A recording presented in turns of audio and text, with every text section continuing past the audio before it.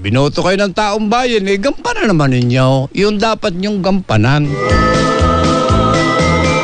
Yung iba, hindi lang nagkakamot ng ba maghapon.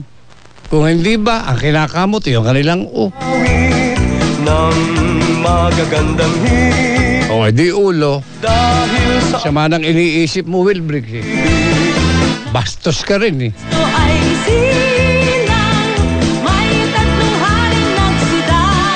Happy birthday. Kailan ba niya birthday? Bukas. Advance.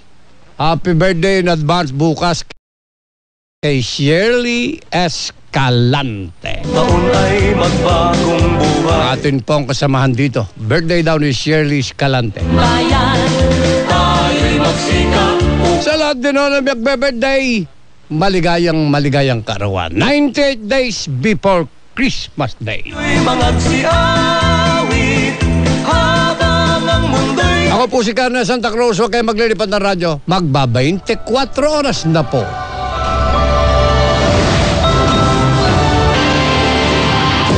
Aktres na si Gretchen Barreto humarap sa preliminary investigation kaugnay sa missing sabongeros.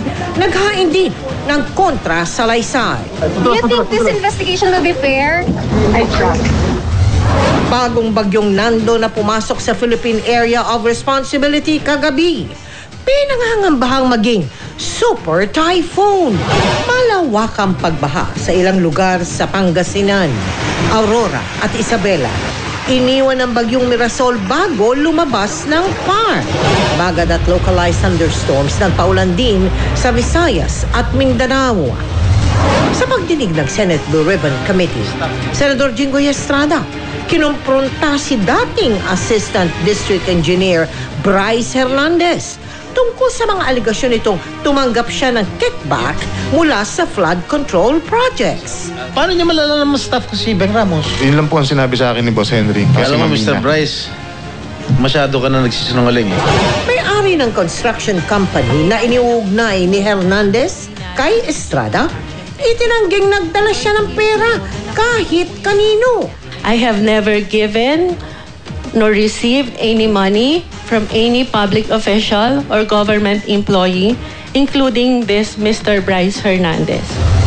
Kontratistang si Pacifico Curly Discaya at dating District Engineer Henry Alcantara cited in contempt dahil sa umano'y pagsisinungaling. Mahigit 50 gramo ng marijuana na bisto sa basurahan ng CR sa Naiya. Truck sumalpok sa mga bahay sa Taguig. Sparkle Star, Shuvi Entrata, grateful at proud sa dami ng kanyang proyekto. At ang panibagong collab project ng Kapuso at Kapamilya, tampok ang PBB Celebrity Collab Housemates.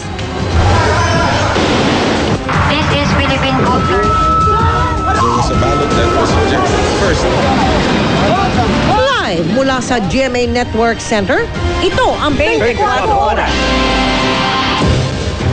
Nakalabas na ng Philippine Area of Responsibility ang bagyong Mirasol na tumawid sa Luzon.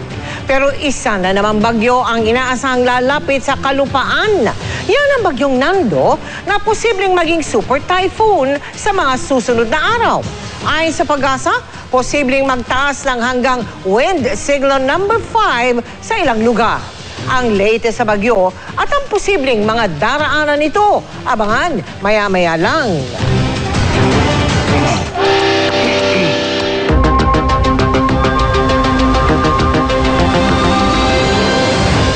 Magandang gabi po, Luzon, Visayas at Mindanao. Personal na humarap si Gretchen Barreto sa Justice Department para maghain ng kontra sa Laysay kaugnay ng mga hinaharap na reklamo dahil sa pagkawala ng mga sabongero. Humarap din sa panel of prosecutor ang kapwa-akusadong si dating NCRPO Chief Jonel Estomo. Wala pa silang kontra sa Laysay ng negosyo.